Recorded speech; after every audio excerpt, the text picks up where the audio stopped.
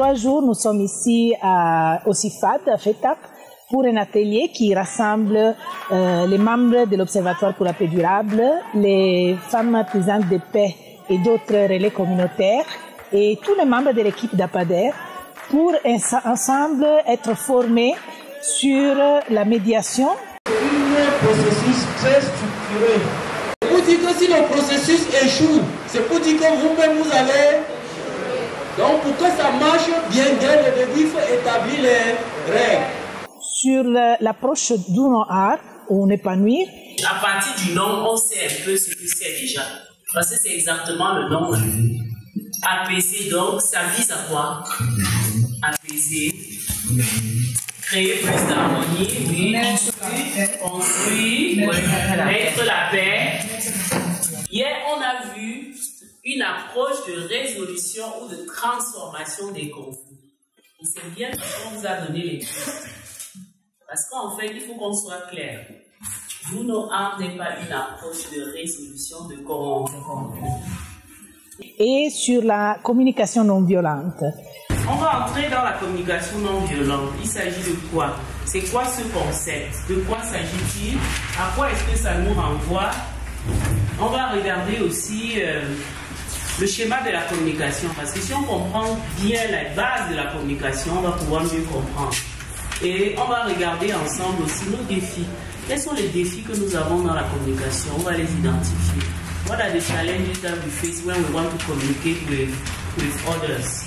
Et on va apprendre à exprimer ses sentiments et ses besoins sans faire du mal à l'autre. C'est-à-dire quand je dis je me sens fatigué, je suis insatisfait, je suis pas contente. Si je dis ça à André, ça ne va pas le toucher, il ne va pas avoir mal, ça ne peut pas le blesser parce que je parle au jeu, n'est-ce pas?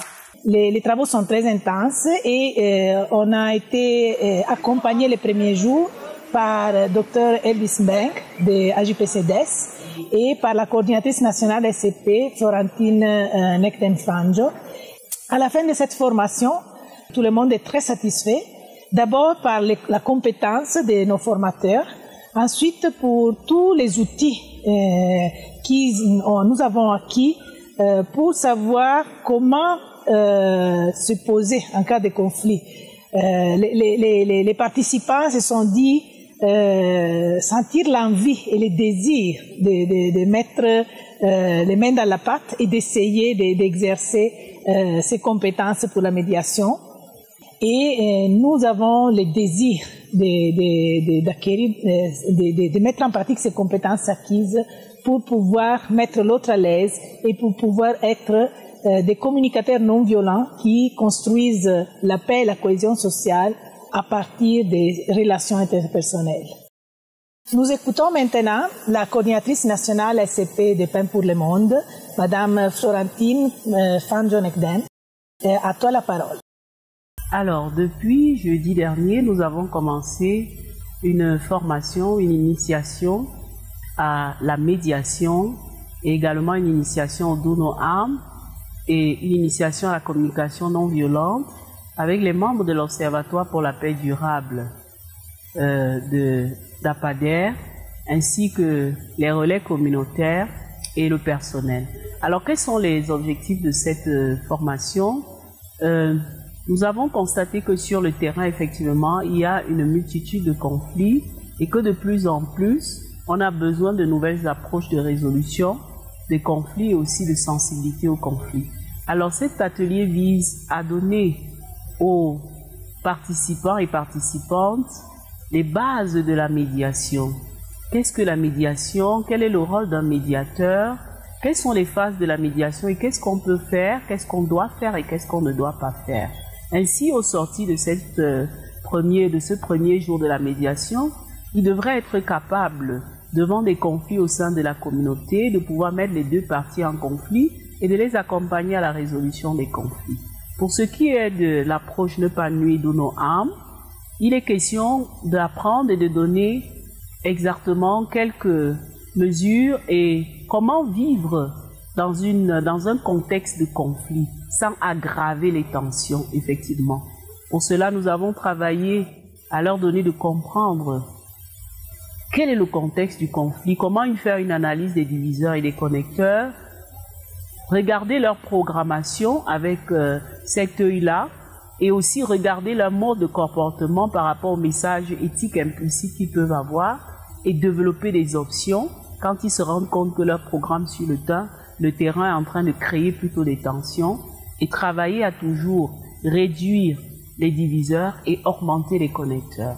Et pour ce qui est de la communication non violente, beaucoup ont identifié en fait que dans leur communication, il y a beaucoup de blessures, ils parlent avec beaucoup de colère, certains sont impatients et ils gardent de la rancune, ou alors dans le cas de certains, c'est qu'ils n'expriment pas du tout ce qu'ils ressentent et ils sont étouffés et acculés. Alors l'idée, c'est de leur faire comprendre exactement déjà comment ils fonctionnent eux-mêmes et leur apprendre à communiquer de manière non violente en exprimant leurs sentiments et leurs besoins pour que les relations, que ce soit en famille, que ce soit dans la communauté, que ces relations soient plus apaisées et que eux-mêmes en tant que des artisans et des artisans de paix puissent être eux-mêmes des modèles et amener les autres aussi à communiquer ainsi. Alors, à la fin de cette formation, les participants ont exprimé leur satisfaction pour ce qui leur a été donné en termes d'initiation. Et moi-même, je ressors très satisfaite parce que j'ai vu le degré d'engagement, l'engouement et la qualité des questions et des échanges montrent en fait qu'il y a effectivement matière sur le terrain et qu'avec les expérimentations et tout ce qu'ils vont pouvoir faire sur le terrain, pratiquer en famille déjà avec eux-mêmes, mais aussi avec les membres au niveau de l'équipe d'APADER et sur le terrain, on pourra pour la prochaine fois revenir et voir pour voir qu'est-ce qui a pu avancer et là où est-ce qu'il faudra mettre davantage l'accent. Florentine, merci beaucoup pour tout ce que tu nous as transmis et merci pour ce témoignage et à la prochaine.